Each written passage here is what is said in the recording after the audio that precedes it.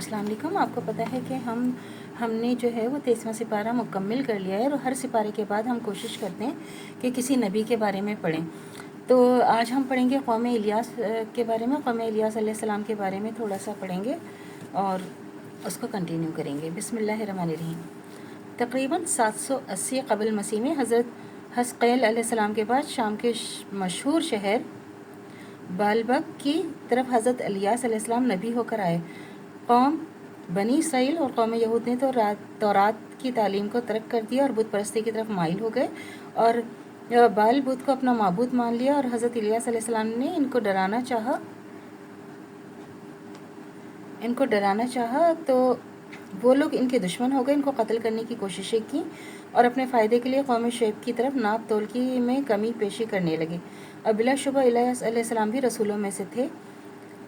और जब उन्होंने अपनी कौम से कहा कि अल्लाह से डरते नहीं, क्या तुम बाल को पूजते हो और जो वो सबसे बेहतर बनाने वाला है इसे छोड़ बैठे हो? अल्लाह तुम्हारा रब है, तुम्हारे अगले बाप दादों का रब है। तो इन लोगों ने इनको झुटलाया, सो वो दोज़ख में हाजिर किए जाएंगे, मगर जो अल्लाह के ख़ास बंदे होंगे दोज़ख में नहीं जाएंगे। और हमने आखिर में आने वालों में इनके लिए ये बात रखी कि इलियासीन पर सलाम हो। बेशक हम नेक लोगों को ऐसे ही बदला दिया करते हैं। बिलाशुबा वो हमारे मोमिन बंदों में से थे। कौम यसू अलैहिस्सलाम तकरीबन 750 क़ब्ल मसीह में कौम बनी इसराइल और कौम बनी यहूद की तरफ हज़रत यसा अलैहिस्सलाम नबी की हैसियत से आए और अल-क़ुरानुल मुबीन में सूरह नाम और सूरह साद में सिवाय इनके नाम के और इनके बारे में मज़ीद कुछ बयान नहीं किया। इनकी नबूवत में इन दोनों कौमों ने बुत परस्ती को अपना लिया और 12 से ज़्यादा कबीलों में बट गए, जिसकी वजह से जालूत ने बैतुल मुक़द्दस के आसपास के इलाके पर अपनी हुकूमत कायम कर ली और बादशाहत का ऐलान कर दिया और बनी इसराइल और यहूद को लूटना शुरू कर दिया। कौम यूनुस अलैहिस्सलाम तकरीबन 750 क़ब्ल मसीह में इराक़ में कौम नैनवा की तरफ जो 1 लाख की आबादी पर मुश्तमिल थी।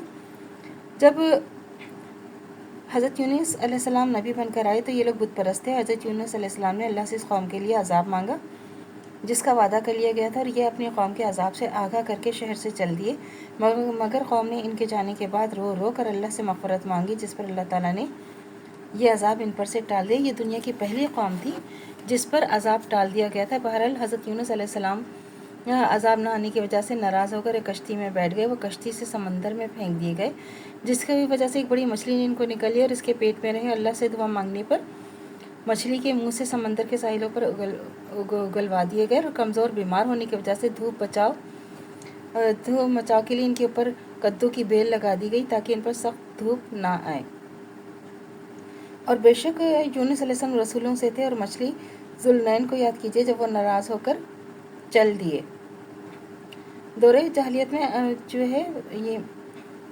दौरे जahलियत में आज बाज़ लोग हज़रत यूनुस अलैहिस्सलाम के वाक़े में क्या करते हैं कि शक व शुबा करते हैं, लेकिन ये भला कैसे मुमकिन है कि इनके पेट में जाकर कोई ज़िंदा निकल आए। तो लेकिन देखें 89 में एक जहाज़ जो था वो स्टार ऑफ द ईस्ट पर कुछ जो थे वो मछेरे वेल के शिकार के लिए गहरे समंदर पे गए। वहाँ उन्होंने एक बहुत बड़ी मछली को जो 20 फुट लंबी और 20 फुट चौड़ी थी और चौड़ी थी और उसका वज़न जो था 5 फुट चौड़ी थी और कई टन 100 टन वज़नी थी और इसको सख्त ज़ख्मी कर दिया। मगर उस जंग करते हुए जेम्स बाटले नामी एक मछेरे को उसके साथियों की आंखों के सामने मछली ने निगल लिया।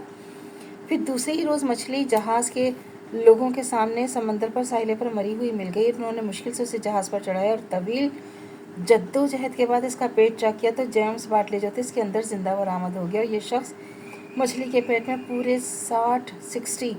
607 घंटे रहे। और तो इसके लिए कुरान अहकाम अल्लाह ताला ने कहीं ना कहीं अमली ज़िंदगी में भी सच्चा करके दिखाया ताकि लोग इस वाक़े में जो है वो शक व शुबा ना करें। तो अल्लाह से दुआ करनी चाहिए जो हमारा ईमान है मरते दम तो कायम दायम रहे, ख़ात्मा बिल खैर ईमान पर हो। इजाज़त दीजिए। अल्लाह हाफ़िज़। मेरे चैनल को लाइक कीजिए, शेयर कीजिए, सब्सक्राइब कीजिए। शुक्रिया।